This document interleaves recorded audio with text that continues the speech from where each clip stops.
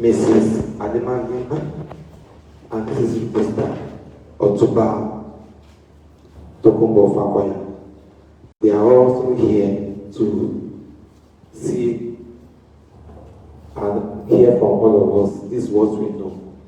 Most importantly, we also invited the main character, the eyewitness account, the person that saw the whole thing, that tried so much in his best capacity to make sure that Rico is alive today. There are two people, a guy and a lady. The lady is currently traumatized, but the guy was able to come here. So we are going to start with the guy, so he can give us a full brief of what actually happened, what he saw, step by step, minute by minute. Please, I want you guys to listen very carefully to what he says and make your own write-up and statements around that, what he has said. Initially,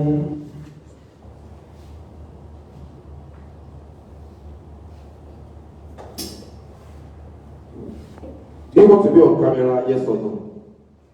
Good day, thank you so much for joining us. My name is Adebimpe Olajiga, reporting for Punch newspaper. We're presently live here in Ikeja, Lagos, Nigeria, and the family of Patrick Adebowale, popularly known as Rico Swavey, has invited the media for a press conference, and this is to give us first-hand information of how he left the world. Just in front of me, we have his father and his mom.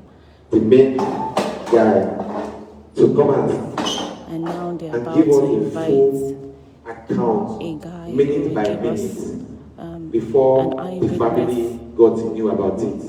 Mr. Bennett, of what please come forward. happened on that day. If you could recall, Rico Swavey, popular, who is Patrick Adebowale Fakoya, is a reality star, and he died.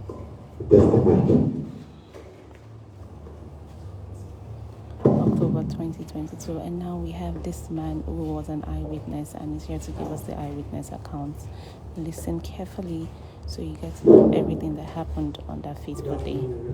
Thank you for joining.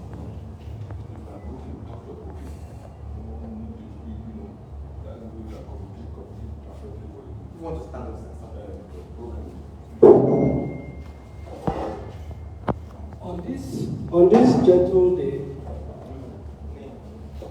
Your name, please. My name is Mr. Sunday Michael, Uber driver. On this very fateful day, being on the 12th of October, at about 12:30 a.m. in the morning, I was actually driving coming down from Shangotedo to Aja when this incident happened at Ebramadese at traffic light. This young man drove past me. In less than 5 minutes, all we heard at that very particular spot, he ran into a privilege with a heavy sound. The sound comes as like a dynamite. Boom! And that very particular spot, I was on a trip going to Mega Chicken. I was with a rider when this incident happened. At that very particular spot, I stopped. And the man was like, I should go and drop him first. Then I'll now come back. I said, no, sir. Something just happened.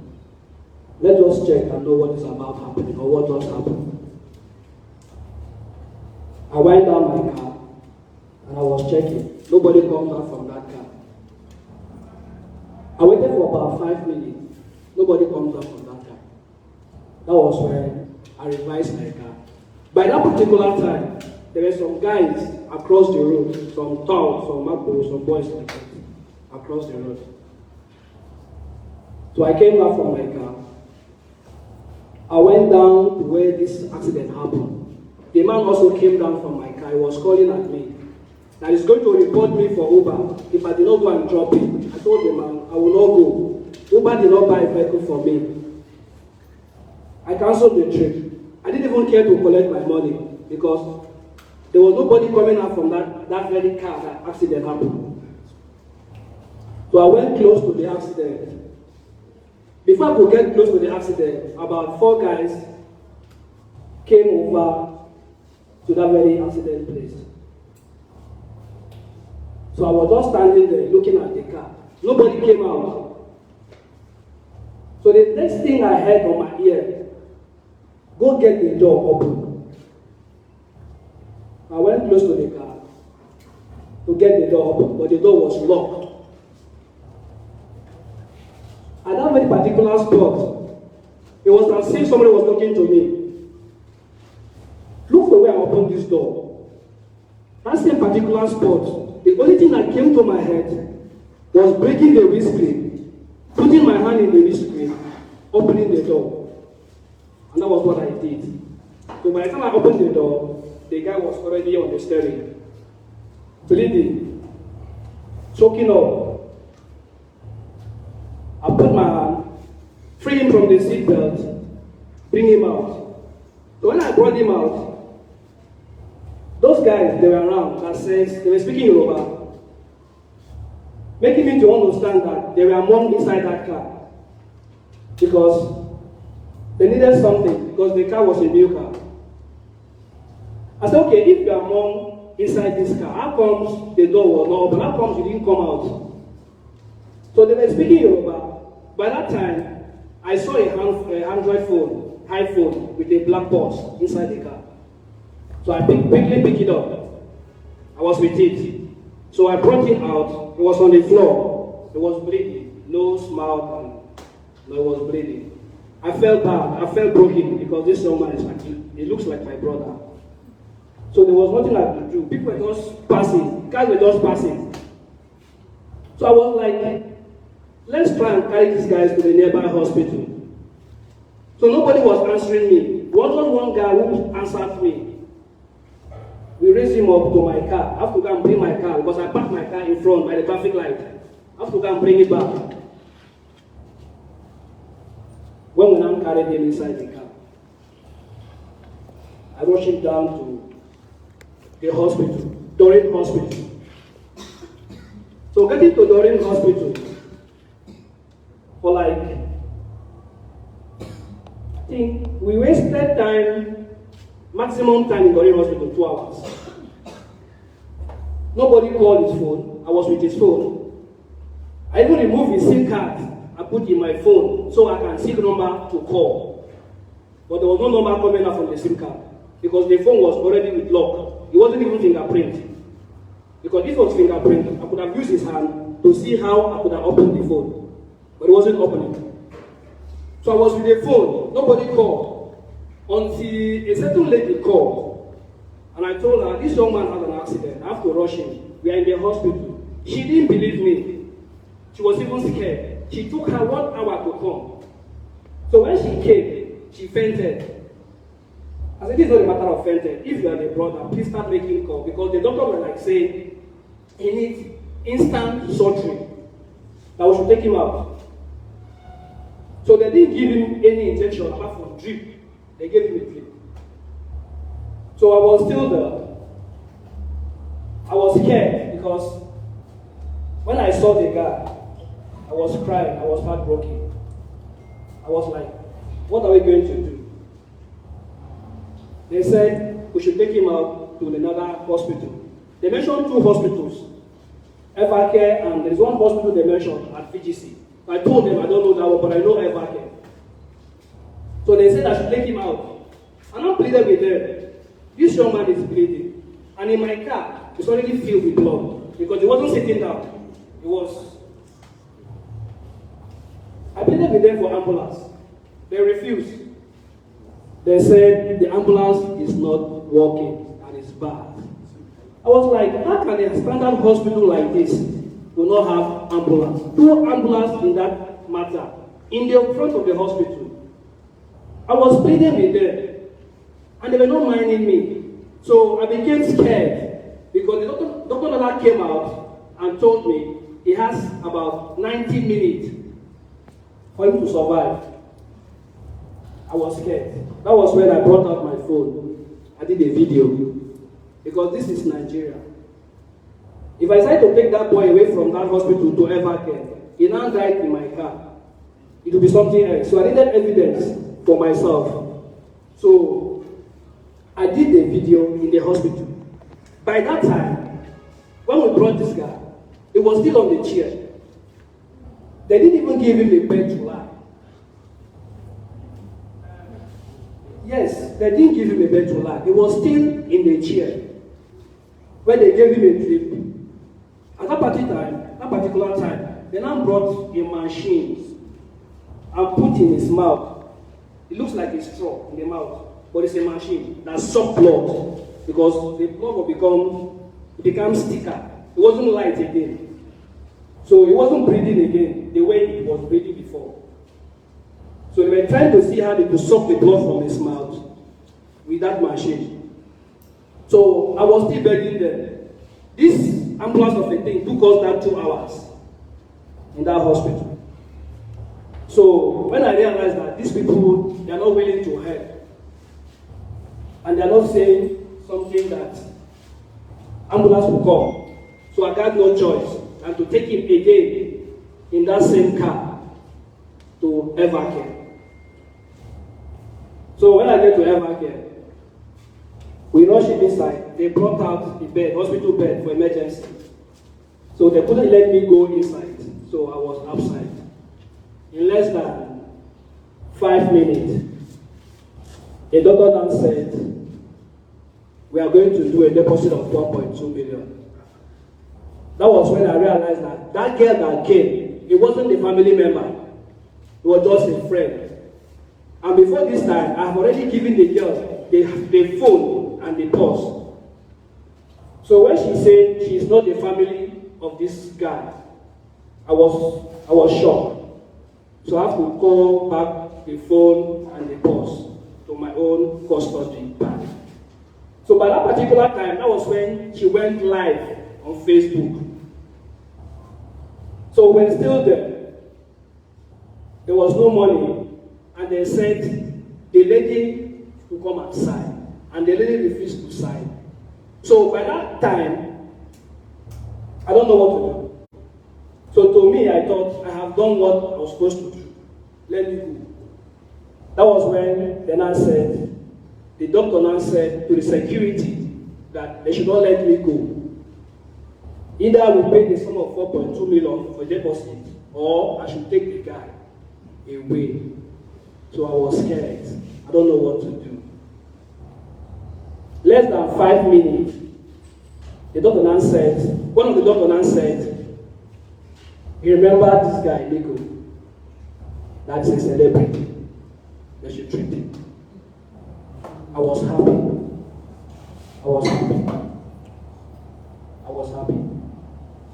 So I was there till about after 4 to 5, when people started calling the girl.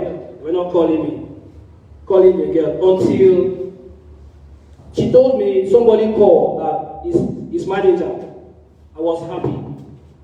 I was very happy. So I was there till 4:30 to 5. I didn't work again. From that 12:30 a.m. till that time, I didn't work again. And this particular car is not my car. I'm doing remittance every week, 30,000. So I was really, really heartbroken for me to see this thing and drive past by.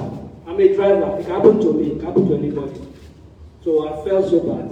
So I was there till about 5 to 4 in the morning. I was tired. My car was soaked with blood. My hand was stained all with blood. So I needed to go home and refresh up. So I gave back the girl the phone and the purse. And when I exchanged phone number, and I left. So when I got to the house, I called the lady. She told me Yes, the family turned up, people came over, and the guy is on treatment. So I was trying to sleep, calls were coming into my phone, the parents, the mom, and his family member were also calling. Not until I came back to that same hospital at about 9 something. But because of the traffic, I didn't get there early. So when I entered the hospital, the security man said, the family, they were here, that they just left. So I was there till 12 a.m. I didn't see anybody. I just decided to stay. So I left. The following morning was my birthday. That was on the 12th. I went back to the hospital. When I get there, I didn't know who to call. I called, was his cousin that picked. So he gave me his address. I went to his place. He did an interview with me. I told him everything that got happened. And we spent close to 1 hour in his place. Then we came back to the hospital. That was when I met the dad and the mom and everybody. So I left just to hear the next morning at about 6 a.m. thereabout that guy is dead. So I was very, very disappointed. Very, very disappointed. You guys could have seen the stress I went through for this woman to survive. It's not easy to see an accident victim struggling with death, struggling to survive, seeing him bleeding all over, seeing your brother, a young man. If you are not courageous, you won't even touch him. If you are not courageous, if you don't have fear of God, if you don't have human sympathy, you won't even see him. You will just drive and pass. Even when you see him, the fear in you will not let him touch him because you'll be thinking he might die in your hand or he might die in your car. So that was what just happened. I want to actually apologize for the parents. I'm so sorry. May God give you strength and strengthen you.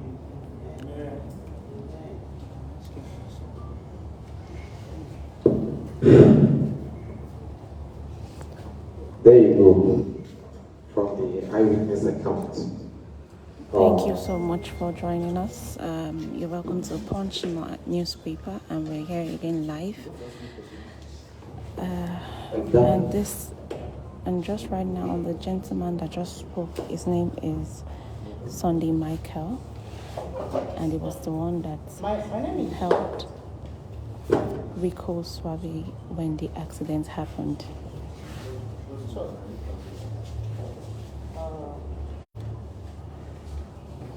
Thank you for trying to save life.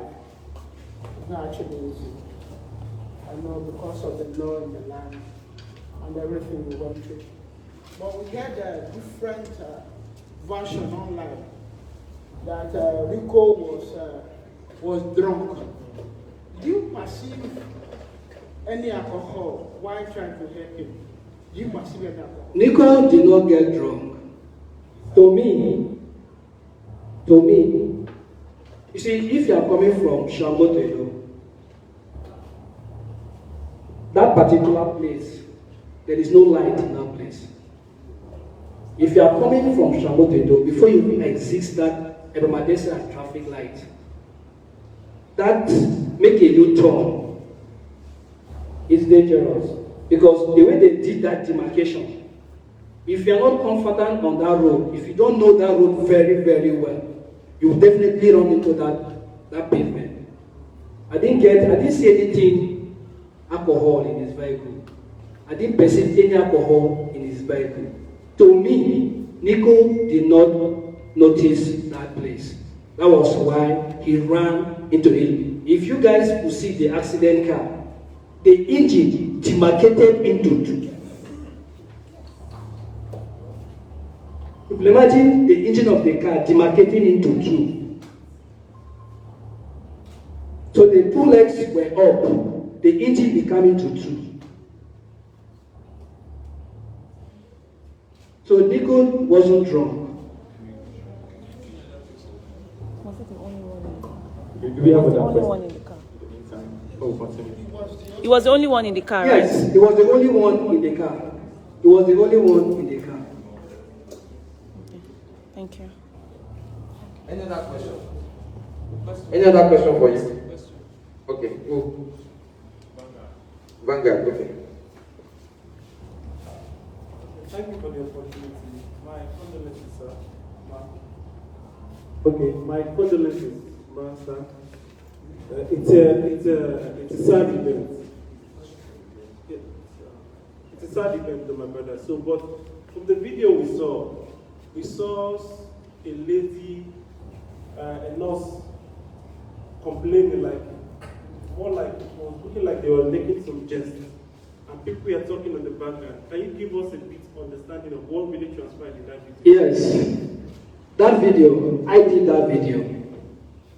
The reason why I did that video, it took us an hour plus. They were not responding to me, and they were asking me to take him to another hospital without an ambulance.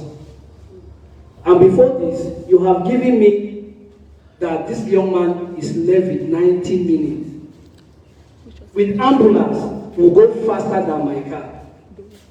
With ambulance, any hospital you enter with ambulance, they will recognize you before any other thing happens. Yeah. So I did that video just for security purpose. I said, in case I'm leaving this young man in this hospital with my car, he died on the road, so that the whole world will know that I was in the hospital. That was why I did that video. So was that at During hospital? During hospital. There were just 3 nurses and 1 doctor.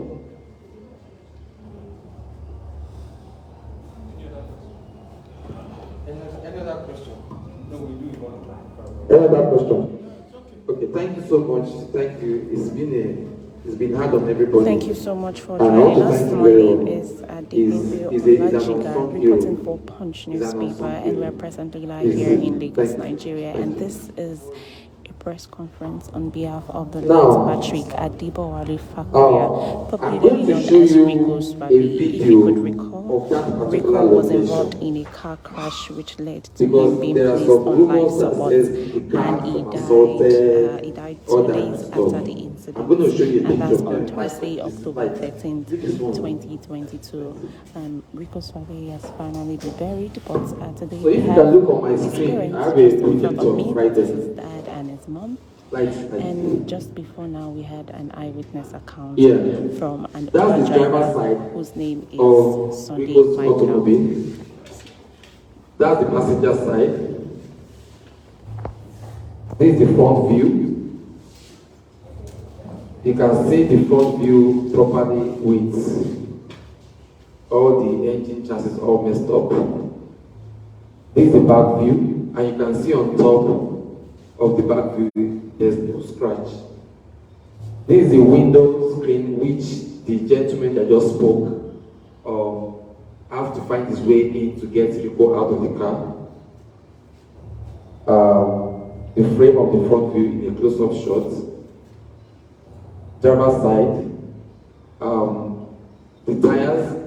I just took interest in looking whether there is a hatch stop on the tires. And if you look at the 4 tires, it's as clean as anything. And this is Dorian Hospital, which is 5 minutes less from the accident scene. It's not far at all from the accident scene. I spoke to the lady, the other lady that Dorian put his name out. And my question to her was, do you know how many people recording as Dorian? Were you the one that released the video online? Did you send the video to someone who released it? Her answer was as follows. I do not have any video because I did not make any. When I got to the hospital, I fainted. I have a large fan base on Instagram. That was why I went to do Instagram Live so that his family members can communicate. Basically, she was also traumatized. She fainted and she was not the one that made that video, unlike what Doren put out in the news. Let me show you a couple of videos to understand the location properly. It's this one. Just give me 1 minute.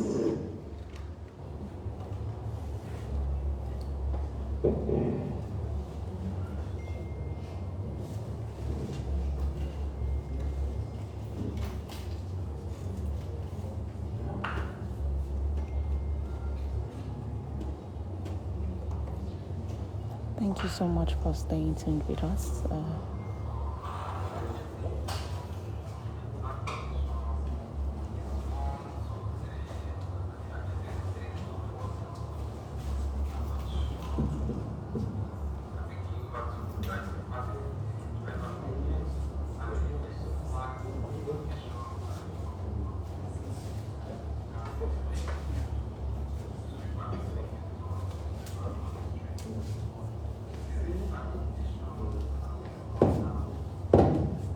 Give you the full view of this area. You can see 2, 3 close to the exact location. So now this is a video of the exact location where the accident happened. But I think he overtook the driver, passing the driver from here. And this is the exact location that Rico got. You can see the lane. 2 people are making a U-turn, 2 people are going straight. So this is the exact location, and I'm going to come down to give you the full view of this area. You can see it. No single. This is the location. You can see the white stain of his car. The whole thing climbed the whole thing.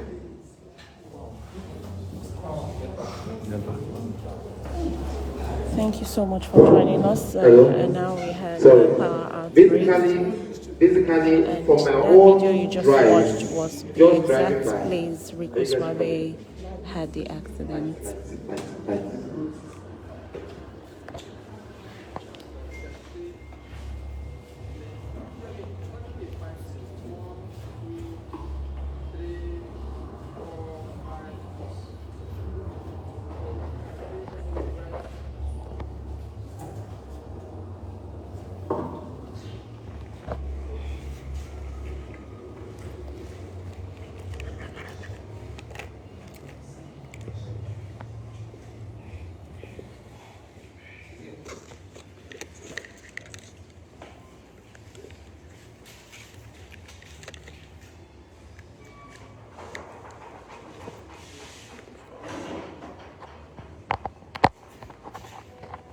Sorry about that, just a glitch.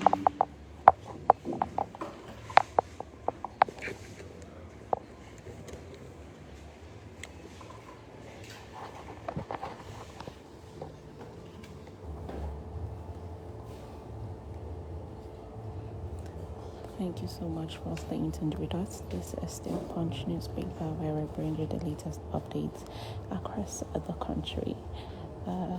We're still live here in Ikeja, Lagos, Nigeria, where a summary and a press briefing is being held on behalf of the late Patrick Adebowale Fakoya, aka Rico Swavey.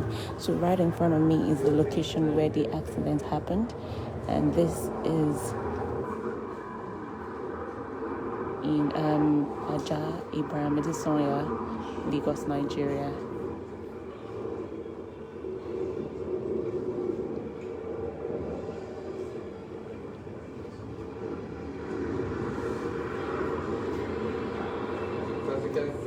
If you're just joining us, you can go back to watch. We had an eyewitness account. His name is Sunday Michael, on how the accident happened. He's an Uber driver who was on the road on that fateful day, and he was also the one that rushed him to the hospital. So Rico was driving from this area.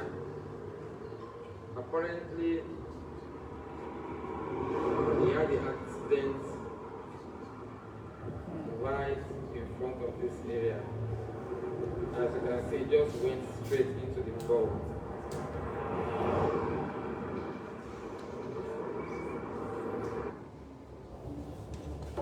So basically, that's what we recorded, and that's what we need to tell them.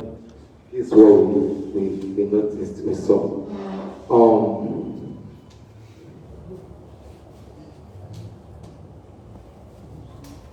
I hope we can get the facts out to the public. Let the world know exactly what we've seen. And I pray, our prayer is that the truth should be told so the family can have closure.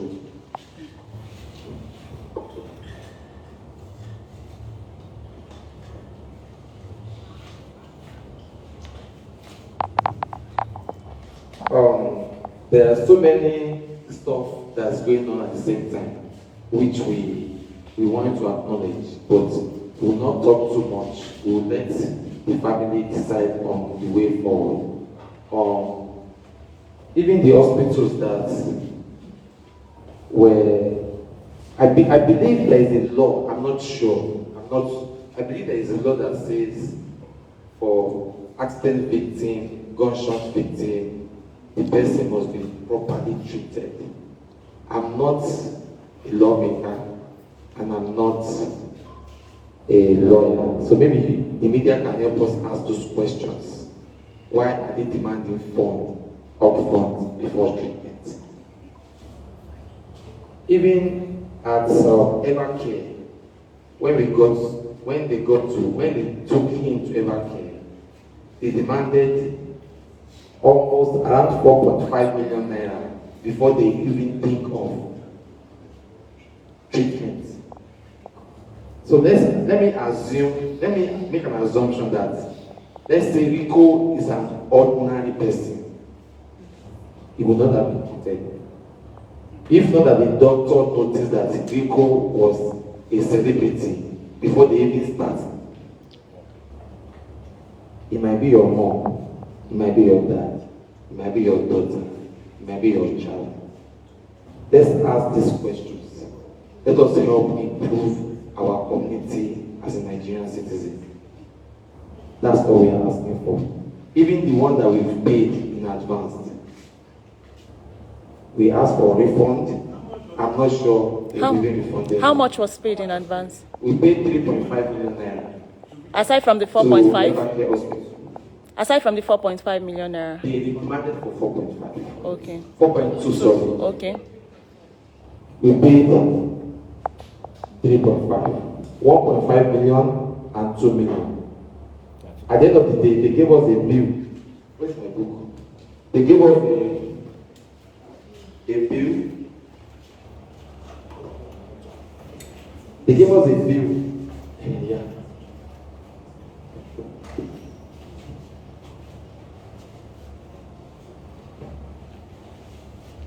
This is Evercare's bill. I'm not a doctor, I cannot analyze it. But they gave us a bill stating what the money for. Like page 1, page 2, page 3, page 4. To be sincere with you, I have no clue what it says, but it's a whole lot of information that is there. The total amount paid was 3.5 million naira. Total amount used by the patient was 1.981782.37. The patient refund supposed to be 1.518217.63. As at today, I'm not sure the money has even been returned back to the parents. It has not been returned. Okay. And they promised to return the money within the next 48 hours. When I did it, because I did the refund.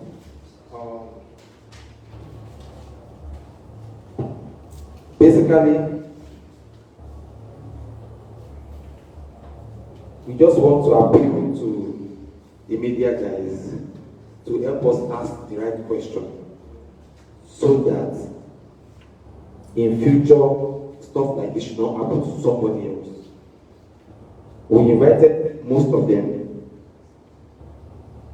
but apparently, as you can see, they didn't show up. We invited Doreen. Doreen called me. They cut their phone. I called them back. They didn't pick it up. I told my other person to call them. They refused to answer. Evercare called me out of courtesy. They explained the reason why they cannot come to the press conference. I give a position call. The body that the organization that released a statement based on the fact that they had something online. I invited them. I also invited a lot of the ministries to, as an observer to just come and see, so that they can see what can we do as a community to save lives. So, thank you guys for coming. Any question from me? Sorry. Okay.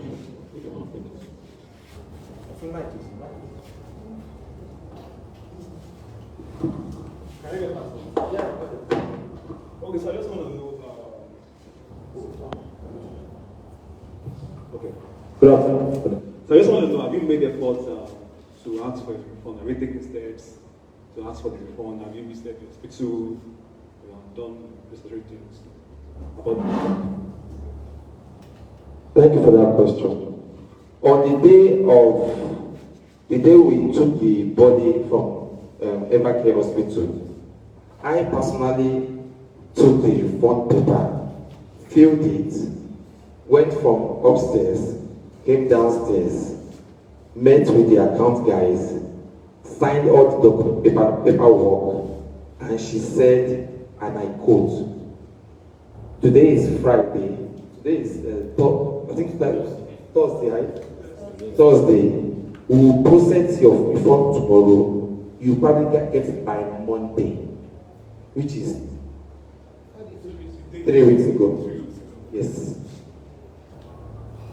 So they've not reached out to The only time they reached out to us was when they got an invite to come to this press conference. Okay.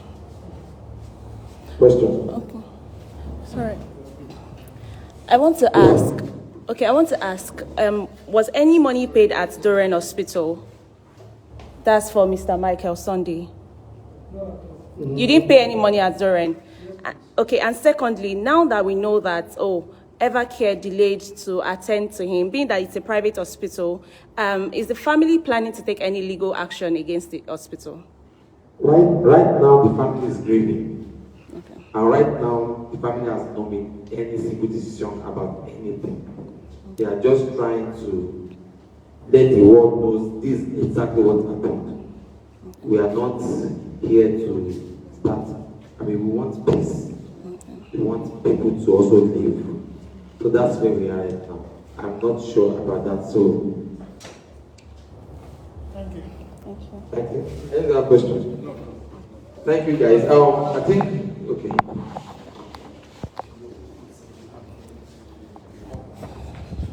Okay, so some points during the whole process of trying to save people's life, I think a GoFundMe account was opened.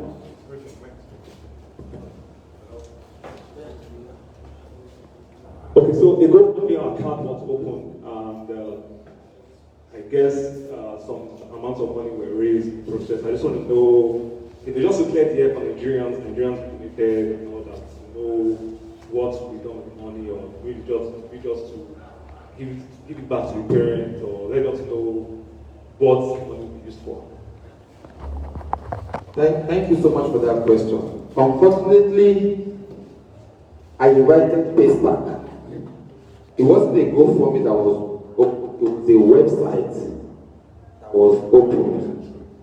And Paystack, at the back end of the website, Paystack is the connecting agency for that funding. As we speak, the money is still with Paystack. As we speak, Paystack is holding on to the money because they want to do some other additional verification. I invited them here. They called me that they will speak to their lawyer and call me back, which I'm yet to hear from them. So we want to thank Nigerians that came up in massive form. There are over, if I'm not estimating, over 300, 400 people that donated money. And we want to thank everybody. The total amount was 1.3 million naira. And the money as we speak is still with Paystack. When we finally get the money released from Paystack, definitely the money will be used for a good cause. The family is thinking of starting up a foundation that will solve a particular problem to keep Rico's name alive. So that money will be one of the money that we used for that particular foundation. The foundation targets in terms of what the foundation will do is still being worked out between the parents and the family members. So it can be something of value that will be valuable to every Nigerian citizen. Yeah, thank you. Thank you so much for joining us. This is the Before you say newspaper, something, this the most is widely the read first newspaper caller in the that country. ever get called that has any kind of relationship with the family member. Good afternoon, everyone. On 11th of October this month,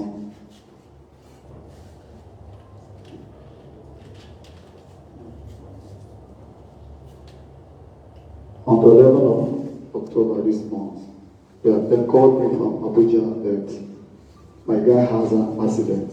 I said, wow, how? I called his number, a lady picked the call. She picked the call, I said, what happened? She said, my guy has an accident. Okay, I said, okay, please can I go on video call? Maybe I can, maybe it's calm. Okay, she gave me a number, I called her.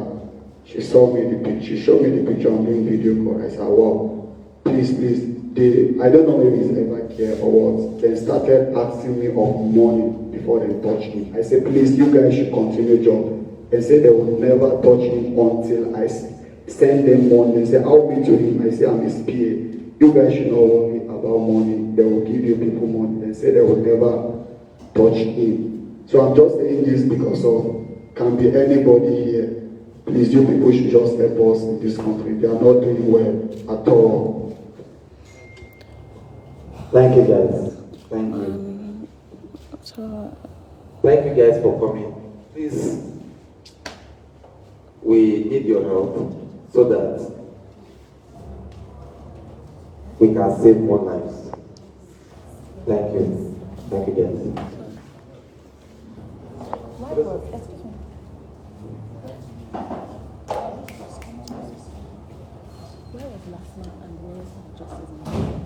On behalf of the family, As observers.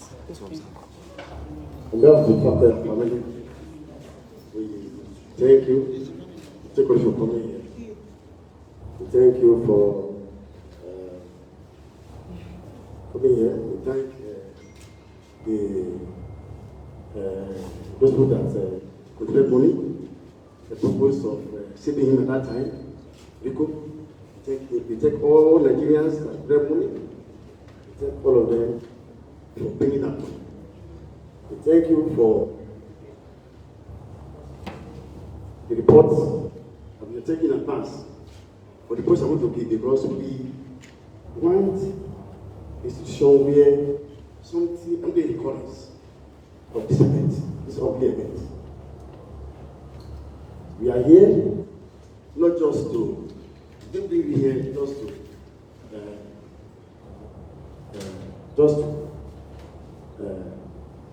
we didn't invite you here to this press conference just because of cleverly whatever happened. We're also trying to make sure that there won't be any difference of whatever happened to people. My brother here has just stated that if if Rico, we are not to celebrate, would Rico have been treated and Sam be treated? If you are just an ordinary person, would have been treated the way it was treated. So please, we want the media in particular, to go out here to say to you that sometimes it's not recorded. So we thank you all for coming, we thank all the Nigerians for money, we thank everybody. So thank you so much. Thank all of you. Thank you guys. Thank you so much for watching, and now we've come to the end of this press briefing with Rico's family. So, as you've heard, if you joined late, you can watch back because we had an eyewitness account of what happened to Rico that particular day. And here we have his parents present, his mom and his dad. It's so unfortunate, and the eyewitness also confirmed to us that he wasn't under the influence of alcohol that fateful day. He also narrated how he tried to save him, taking him to Doran Hospital. Then afterwards, he took him to Evercare, where they demanded for a deposit of 4.2 million before they could attend to him. But fortunately for him, a doctor recognized him as a celebrity and he was later attended to. So today in this event, we had his parents present, his dad, Otuba Tokumbo Fakoya, and Doran Hospital as well as Evercare were invited, but they were absent. We also had LASMA and the Ministry of Justice who were also here to observe. Thank you so much for joining us. This is Punch Newspaper, the most widely read newspaper in the country. Don't forget to turn on your post notification followed by the second news update. My name is Adebimpe Olajiga, and at this point we say enjoy the rest of your day. Bye for now.